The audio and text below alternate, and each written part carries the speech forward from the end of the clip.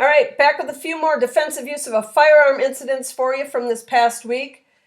We're going to start in Stoughton, Massachusetts. We got an adult male who was unharmed, and our suspect on cue, he's 39 years old, and he was injured, and he was arrested in, this is a road rage incident.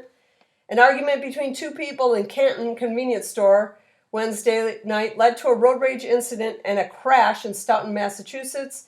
After the argument, a road rage incident ensued, which culminated in the shooting and crash of the intersection of Plain and West Street around 9:15 p.m. Police believe the driver of the car fired shots at the driver of a sport utility vehicle. The car then collided with a pickup truck as it passed through the intersection. The sport utility vehicle pulled up shortly after the crash. The white SUV showed up on scene after the accident, and he was the one who got out at the car yelling that they had shot him. Police believe someone in the car fired the shots, and then the car collided with the pickup truck as it passed through the intersection. So basically this thing, I don't know where this is being called self-defense. Basically this sounds like these people got into a fight. I mean, this is a severe case of road rage. They get in some kind of argument at a convenience store, and this guy just follows them. And, apparently one person tried to leave, the other person's following him, ends up firing at him, causing a big crash. And I don't know how this falls into the category of self-defense, but it was listed as such. All right, still an interesting story because that stuff happens. I wouldn't get in a fight or argument with anybody that I don't know at anywhere because they will follow you. Some of these people, I've heard stories about people following people for hundreds of miles. Like basically you can't get off and get gas and you hope your gas tank is full and will last longer than these people because that kind of stuff happens. You get the wrong person mad at you that they don't have anything better to do that day and they're just going to keep on following you. All right, so let's go to Detroit, Michigan, where we got a female victim, 44 years old, and a 24-year-old female suspect. All right, another road rage, but we got two females in this one. Police are investigating after a Macomb County woman claims she fired her gun at a motorist after a hit-and-run crash that escalated into a road rage incident. A 44-year-old female told dispatch she was on I-94 at 11 p.m. when she was rear-ended by an unknown vehicle. When troopers arrived on the scene, the caller said both vehicles had pulled over to the shoulder of the freeway. She said she attempted to make contact with the other driver who allegedly drove towards her when she got out to inspect the damage. Investigators said that the St. Clair Shores woman, who has a valid conceal and carry pistol license, pulled out her own gun and fired one shot at the front of the oncoming car. The driver drove away. Troopers confiscated the weapon, which had a shell case still sticking out of the ejection port. They were unable to detect any damage from the caller's vehicle. Using technology and other leads, troopers were able to locate the other driver from the incident. She was a 24-year-old Detroit woman. Authorities say they observed what appeared to be a bullet hole in the hood of the vehicle and no damage from a traffic crash. So the one lady rear ends the other lady, and the other lady gets out to look at it, and the girl that hit her starts coming at her with the car, so she fires at the car. I'm not sure. I mean, if she thought she was going to get hit by the woman, then she's got every right to shoot at the car. Nobody's showing any kind of damage on the vehicle. But I always, I'm afraid to get in a car accident because I wouldn't want to get out. The last time I got in a car accident, I think I was in college. And then you got out, you talked to the people, and everything was cool. But nowadays, I don't know if I would want to get out and even talk to anybody. If I got in an accident and my car was still functional, I would probably keep driving, and I would drive straight to a police station. I don't think I'd even get out of my car. But she ended up shooting the lady because the lady came charging at her. So, San Antonio, Texas, we got a 24-year-old male who's our victim, and we have an adult male who is our suspect. A man was hospitalized with a gunshot wound after he was struck catching suspects breaking into his car. The shooting happened around 1:50 a.m. Saturday at an apartment complex. The police said 24-year-old man was woken up to the sound of a vehicle being broken into. When the man went outside to check, the suspect fired shots towards the man, striking him in the lower abdomen. He was taken to the hospital in serious condition. The victim told police he did fire back and possibly struck one of them. They fled the scene in a dark-colored sedan.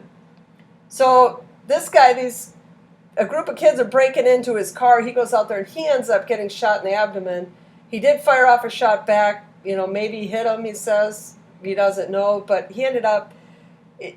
sometimes this stuff, it's just a car. Sometimes it's not worth it. I mean, obviously everybody wants to stop these guys, but sometimes it's just not worth it. He's lucky he got shot and, is okay. Okay, so let's move on to Memphis, Tennessee, where we got an adult male victim, and we got a 21-year-old suspect, Aaron Brown, and this looks like a carjacking. A victim allegedly turned the tables on a would-be attacker who reportedly walked into a South Memphis store with a semi-automatic weapon. Detectives say Aaron Brown, who can be seen in the mugshot with an arm injury, was shot by a shop owner just after 3 on Sunday afternoon. Brown allegedly went into the shoe shine business on Elclamore Street and armed with a semi-automatic gun. The owner told police he fired first to protect himself and those inside the store. Witness Gene Robinson said the man was armed with a weapon like Draco. The Harry Potter guy? I don't know. He was, okay, so the guy was dressed funny. Detectives say Brown pulled his weapon during an attempted carjacking, telling the driver who was pulling into the lot to leave it running. I'm taking it. Witnesses say the 21-year-old wasn't done creating chaos as he then turned his attention to those inside the shop. The owner turned the tables, firing at Brown. Witnesses say Brown stumbled out, making his way to a nearby church for help. Brown is being held on a $20,000 bond, charged with 4 counts of aggravated assault. So he ended up getting shot, trying to carjack somebody and just basically cause trouble because he had nothing better to do that day, apparently. And a $20,000 bond. I'm going to start writing down what these bond amounts are for everything because... So 4 counts of aggravated assault, he gets a $20,000 bond. And we got people that have committed multiple murders that get $60,000 bonds. I don't know if that's just like an arbitrary number that they just pull some number out, whatever they feel like. Anyway, let's go on to Chicago, Illinois. We got a 24-year-old male victim and a 21-year-old Anton Cheeks. His last name's Cheeks. He was injured and he was arrested. So we got 2 people have been charged after an attempted carjacking near Ford City Mall in which the victim shot and wounded one of the suspects. The incident occurred Sunday in the 7600 block of South Cicero. Police said the 24-year-old victim was approached by 2 suspects, one of whom produced a handgun and fired. The victim returned fire and shot one of the suspects in the thigh. That guy had a valid concealed carry license, the victim. The 2 suspects were arrested in the 7400 block Sunday night. Tuesday morning, police said 21-year-old Anton Cheeks and 18-year-old Travell Quaidar have each been charged with attempted vehicular carjacking and are due in bond court Tuesday. Now, the only thing I heard through all that I just read, the only thing that I heard and remember is the 2 suspects were arrested. I just did a video on all of the shootings over Memorial Day weekend, and there were barely anybody was being arrested. It was 10% overall. Of all the shootings, 10% were arrested. And Chicago, it was only 5%. So, assuming this incident happened over the weekend, which I believe it did. What date do I got on here?